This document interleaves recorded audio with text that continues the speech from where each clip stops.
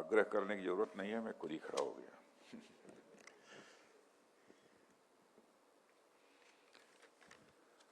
अभी थोड़ी देर पहले मैं जब आ रहा था, जानकारी मिली कि lieutenant general Raju Baijal, DG territorial army, शायद उनका निधन हो गया। और हम सब उनके बारे में जानते हैं कि लंबे समय तक उन्होंने इस सेवा में रहकर राष्ट्र को अपनी सेवाएं अर्पित की हैं। और उनकी जो सेवाएं हैं, मैं समझता हूं कि हम सब उसे कभी भूल नहीं सकते हैं। बेहतर यह होगा कि हमारे बोलने के पहले 1 मिनट के लिए खड़े होकर अपने स्थान पर उनके प्रति हम अपनी श्रद्धांजलि अर्पित करें।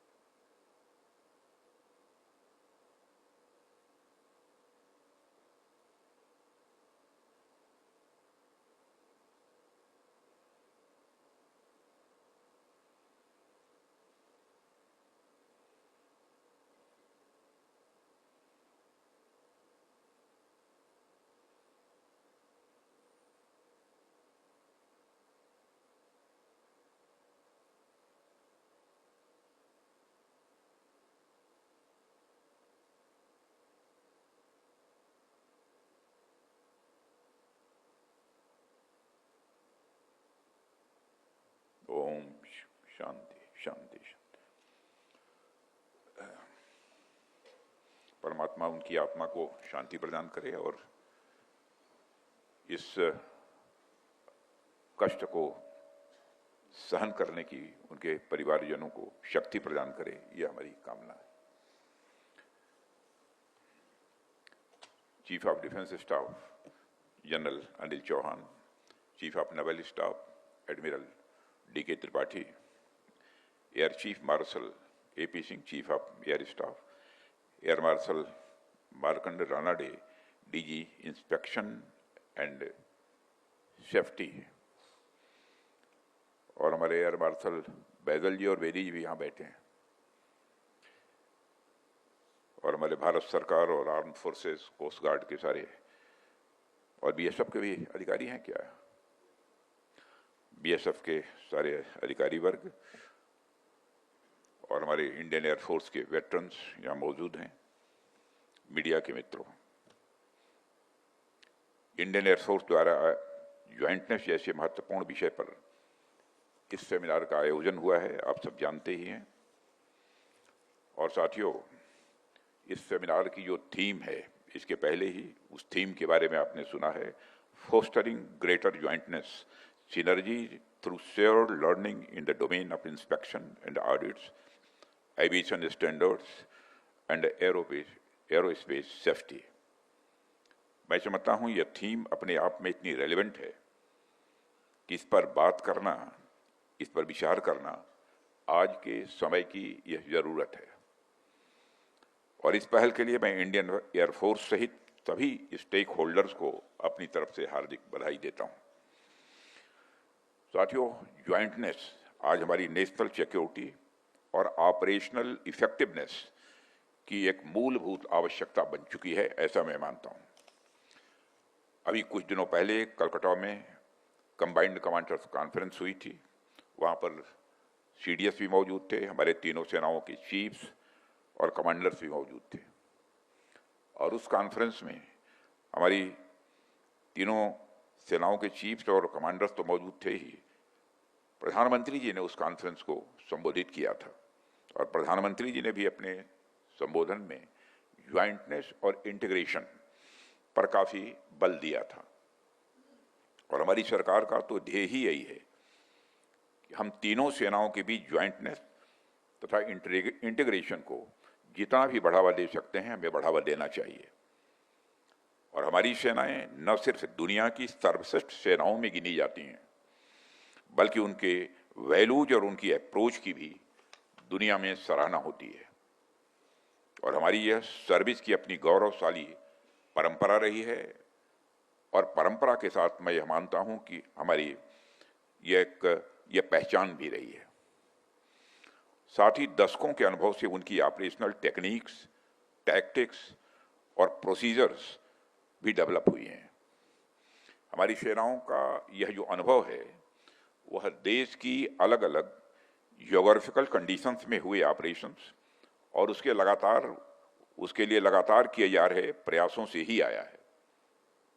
कभी हिमालय के ऊंचे बर्फीले शिखरों पर, कभी हिंद महासागर की गहराइयों में, कभी घने जंगलों और तपते रेगिस्तानों में, और कभी आसमान में ओपन स्काइज में लगातार काम करके इतना व्यापक अनुभव हमारी सेनाओं के पास आया है। और यह अनुभव पीढ़ी दर पीढ़ी हमारी सेनाओं में ट्रांसफर भी होता गया है। लेकिन इसमें एक चीज ध्यान देने वाली है कि मेरी जानकारी के अनुसार जो वैल्यूज, जो एक्सपीरियंस हमारी सेनाओं में समय समय के साथ ट्रांसफर होते गए, वो धीरे धीरे किसी एक ही पर्टिकुलर सर्विस के पार्ट बनकर रह गए, जहां तक मैं जानता हूं। यानी अगर हमारी आर्मी ने कोई नई चीज सीखी तो वह नॉलेज आर्मी में ही रह गई। अगर नेवी ने कोई चीज सीखी तो वह नॉलेज नेवी में ही रह गई। अगर एयरफोर्स ने कोई चीज सीखी तो यह नॉलेज एयरफोर्स में ही रह गई। कहने का मतलब है कि जिसने जो भी सीखा उसकी वह सीख, उसकी वह लर्निंग खुद तक ही सीमित रह गई। किसी दूसरी सेना के अंग को उस एक्सपीरियंस का उतना फायदा शायद नहीं मिला जितना कि मिल सकता था। अब जब हम आज की दुनिया पर नजर डालते हैं तो हमें इस बात को स्वीकार करना ही पड़ेगा कि आज दुनिया बहुत तेजी से बदल रही है। 21वीं सदी में सिक्योरिटी का स्वरूप काफी हद तक बदल चुका है। थ्रेट्स पहले से कहीं अधिक कॉम्प्लेक्स भी हो गए हैं। आज लैंड, सी, एयर स्पेस और साइबर स्पेस सभी डोमेन्स आपस में ये गहराई से जुड़ गए हैं। साथियों, ऐसे समय में कोई भी सर्विस यह सोचकर अलग थलग नहीं रह सकती कि अपने डोमेन में वो अकेले ही सब संभाल लेगी। निश्चित रूप से हमारी हर सर्विस के पास यह कैपेबिलिटी है कि वह अगर चाहे तो अकेले किसी भी चुनौती का सामना भी कर सकती है। लेकिन आज के दौर में जिस तरह की चुनौतियां हमारे सामने आ रही हैं, उसमें बेहतर विकल्प यही है कि हम इन सारी चुनौतियों का मिलजुल कर मुकाबला करें। इन चीजों को ध्यान में रखते हुए इंटर ऑपरेबिलिटी और ज्वाइंटनेस अब केवल डिजायरेबल गोल्स नहीं रह गए, बल्कि अब ये हमारी ऑपरेशनल नेसेसिटी बन चुके हैं। अभी हाल ही में हमारी सेनाओं ने ऑपरेशन सिंदूर को अंजाम दिया है। इसके लिए मैं आप सबको और तीनों सर्विसेज के अपने सेना के अधिकारियों और जवानों को मैं बधाई देता हूं।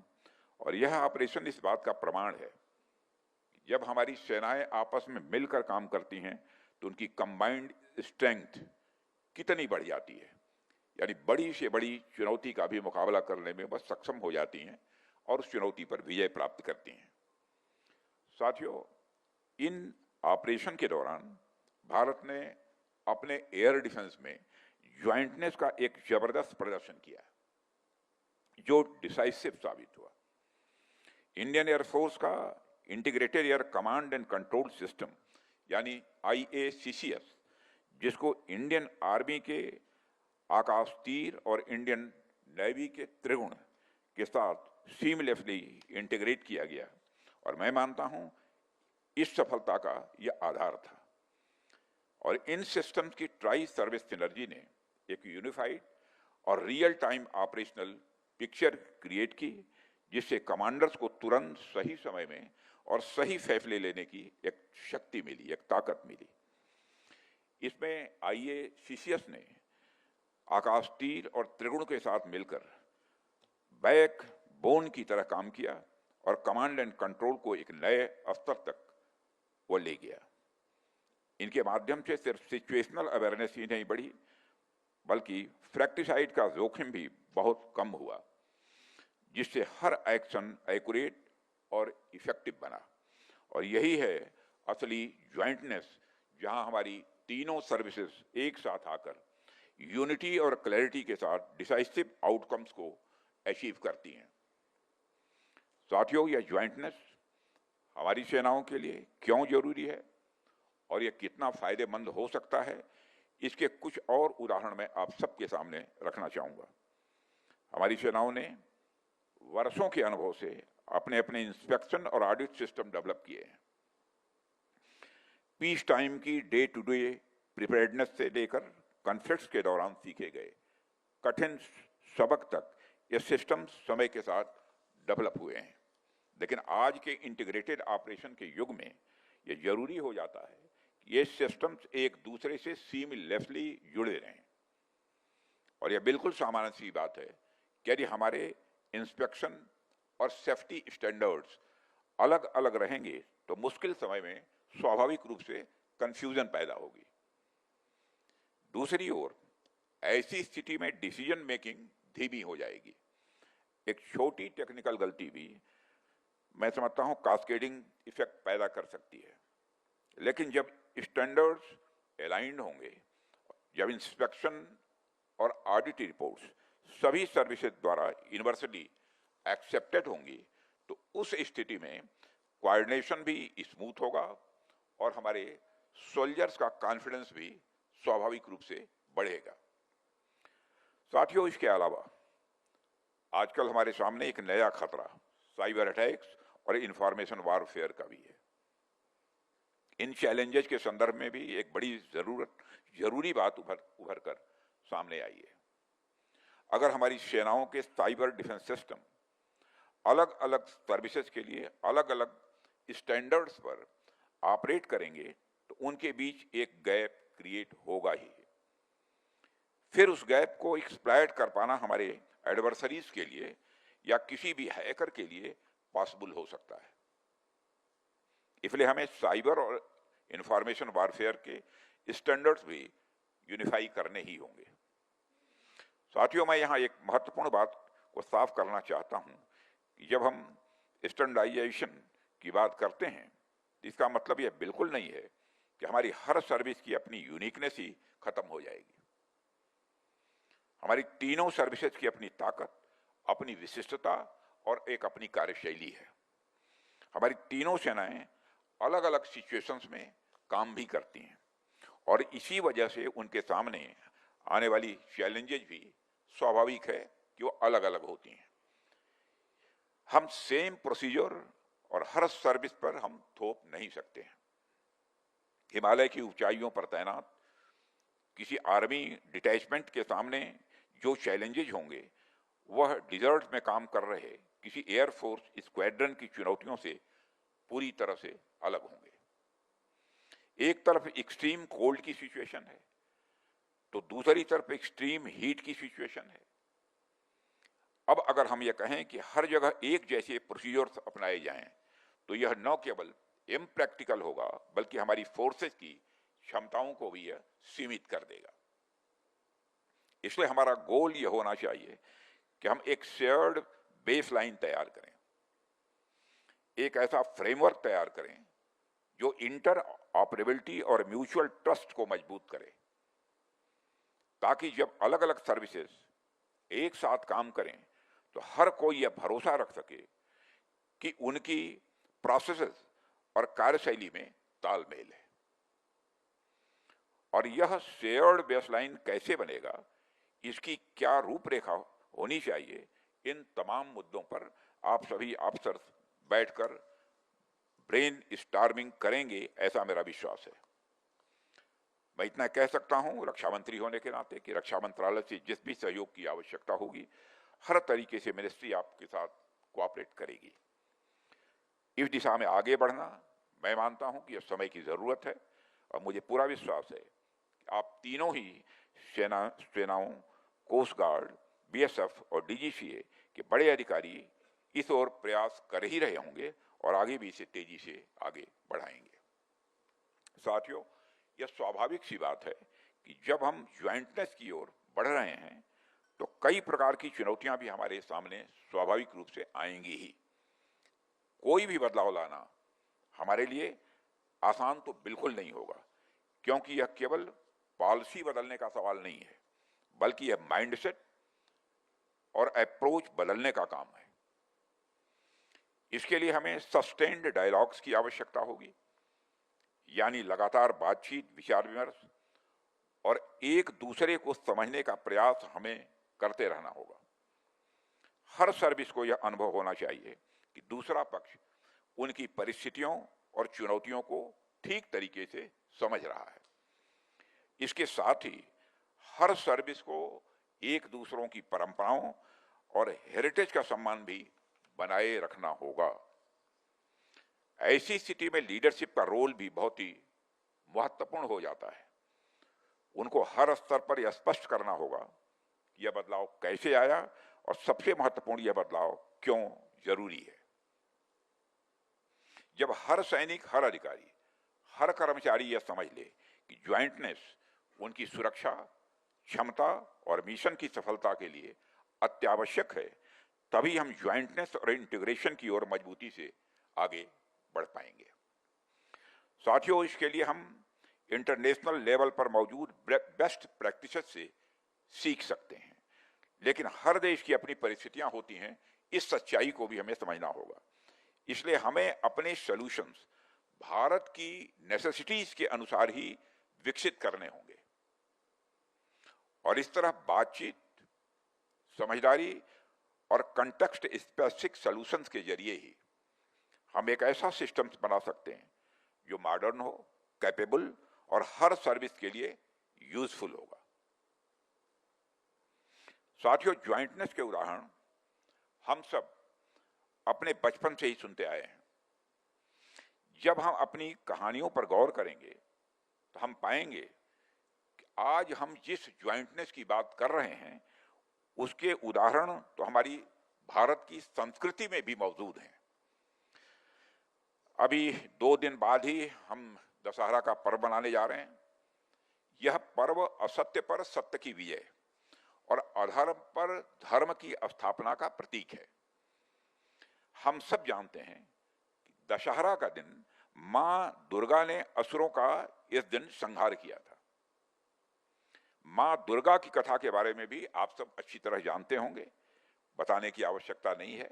कथा यह कहती है कि जब महिषासुर जैसे दैत्य का आतंक बढ़ गया तो उसके वरदान के कारण देवता उसे परास्त नहीं कर पा रहे थे। देवता जब उससे लड़ नहीं पा रहे थे तब देवताओं ने शक्ति का आवाहन किया। देवताओं ने सोचा कि अगर सब देवताओं की शक्तियां मिल जाएं, सभी देवताओं की शक्तियां एक हो जाएं, तो ही यह संकट समाप्त हो सकता है, अथवा इस संकट पर हम विजय प्राप्त कर सकते हैं। फिर सभी देवताओं की ऊर्जा, उनका सामर्थ्य और उनका तेज एक साथ समाहित हुआ और मां दुर्गा के रूप में एक नई शक्ति का प्रकटीकरण हुआ। उनके त्रिशूल में भगवान शिव की शक्ति थी, उनके सुदर्शन चक्र में भगवान विष्णु का सामर्थ्य था, उनके वज्र में देवराज इंद्र की शक्ति थी। ऐसे ही उनके हर अस्त्र शस्त्र में अलग अलग देवताओं की ऊर्जा समाई हुई थी। मां दुर्गा इसी सीमलेस इंटीग्रेशन और ज्वाइंटनेस का एक सर्वोत्तम प्रतीक है, ऐसा मैं मानता हूं। जब यह संयुक्त शक्ति प्रकट हुई तब महिषासुर जैसे अराजक और विध्वंसकारी बल का जाकर अंत हुआ था। और यह कथा हमें यह संदेश देती है, जब चुनौतियां बड़ी हों, जब संकट असाधारण हो, तब कोई भी शक्ति अकेले पर्याप्त नहीं हुआ करती है। लेकिन जब अलग अलग क्षमताएं, अलग अलग शक्तियां अपनी विशेषताओं को बनाए रखते हुए किसी लक्ष्य के लिए एक हो जाती हैं, तब वह शक्ति अजेय हो जाती है, तब वह शक्ति अपराजेय हो जाती है। आज हमारी तीनों सेनाओं के लिए भी यह कथा मैं समझता हूं उतनी ही प्रासंगिक है। साथियों, अगर सभी देवताओं के सामर्थ्य से उत्पन्न शक्ति असुरों का संहार कर सकती है, तो हम भी इस आधुनिक युग में उस महान परंपरा से प्रेरणा लेकर एकजुट होकर भारत को हर चुनौती से सुरक्षित कर सकते हैं। और मुझे पूरा विश्वास है कि हम भारत की परंपरा से सीख लेते हुए इन सारी परिवर्तनों को आत्मसात करेंगे। साथियों, मुझे कहते हुए खुशी होती है कि हमारी तीनों आर्म्ड फोर्सेस में स्ट्रांग डिजिटल प्लेटफॉर्म ने पहले ही लॉजिस्टिक्स और इन्वेंट्री मैनेजमेंट को पूरी तरह बदल दिया है। इसके कुछ उदाहरण मैं आपके सामने यहां रखना चाहता हूं। इंडियन आर्मी में आप देखें तो आर्मी का कंप्यूटराइज्ड इन्वेंट्री कंट्रोल ग्रुप यानी CICG एमिनेशन और क्रिटिकल स्पेयर्स को ट्रैक करने के लिए RFID और ERP बेस्ड एनालिटिक्स जैसी टेक्नोलॉजी का उपयोग करके एक रियल टाइम ऑटोमेटेड बैकबोन यह प्रदान कर रहा है ताकि एक्यूरेसी, अकाउंटेबिलिटी और ऑपरेशनल रेडीनेस इसको इंश्योर किया जा सके। इसके अलावा इंडियन एयरफोर्स का integrated materials management online system यानी IMMOLS भी हर कंपोनेंट की इंटरप्राइज वाइड विजिबिलिटी देता है और यह प्रोक्योरमेंट, बजटिंग, ऑडिट और ई-वाउचर प्रोसेस को आपस में जोड़ता है ताकि एयरक्राफ्ट सर्विसेबिलिटी कभी भी पार्ट्स की कमी के कारण किसी भी सूरत में कंप्रोमाइज न हो। इंडियन नेवी में भी इंटीग्रेटेड लॉजिस्टिक्स मैनेजमेंट सिस्टम है जो प्रोविजनिंग, स्टॉक कंट्रोल और फाइनेंशियल ओवरसाइट को अपने डॉकयार्ड्स और फ्लीट यूनिट्स में इंटीग्रेट करता है, जिससे कॉम्प्लेक्स मैरीटाइम सप्लाई चेन में ट्रांसपेरेंसी और गति आती है। साथियों, इन सर्विस स्पेसिफिक सिस्टम्स ने हमारी प्रिपेयर्डनेस को मजबूत किया है, लेकिन जैसे जैसे ज्वाइंट ऑपरेशंस और ट्राई सर्विस कमांड्स हमारे नेशनल डिफेंस पोस्चर का सेंटर बनते जा रहे हैं, उसके बाद अब हमारा अगला स्ट्रेटेजिक स्टेप एक pan India integrated tri service inventory management platform बनाने का होना चाहिए।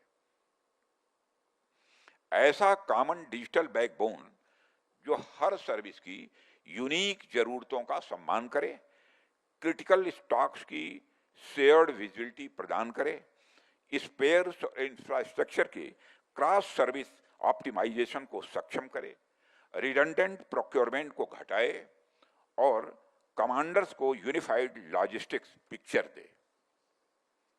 इन्हीं चीजों को ध्यान में रखते हुए CICG फेज 3 के प्रपोजल पर DAC मीटिंग में चर्चा के दौरान मैंने कहा था कि एक pan India integrated tri service inventory management platform विकसित किया जाना चाहिए।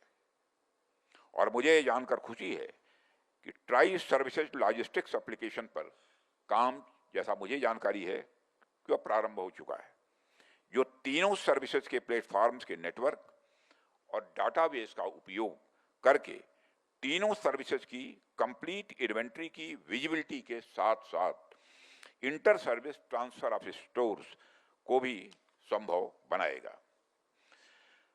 साथियों, हमें यह संकल्प लेना होगा कि हम पुराने साइलोस को तोड़ेंगे। हमें यह संकल्प लेना होगा कि हम पुराने साइलोस को तोड़ेंगे। हम एक साथ ज्वाइंटनेस की ओर बढ़ेंगे।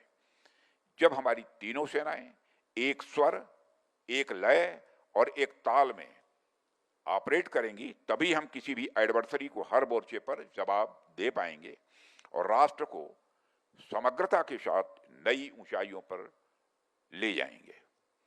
इस अवसर पर मैं समझता हूं अधिक कुछ न कहते हुए एक बार मैं इंडियन एयर फोर्स को पुनः अपनी हार्दिक शुभकामनाएं देता हूं और मैं इस सेमिनार के फ्रूटफुल आउटकम की कामना करते हुए अपना निवेदन यहीं समाप्त करता हूं।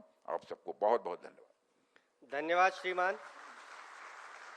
अब मैं माननीय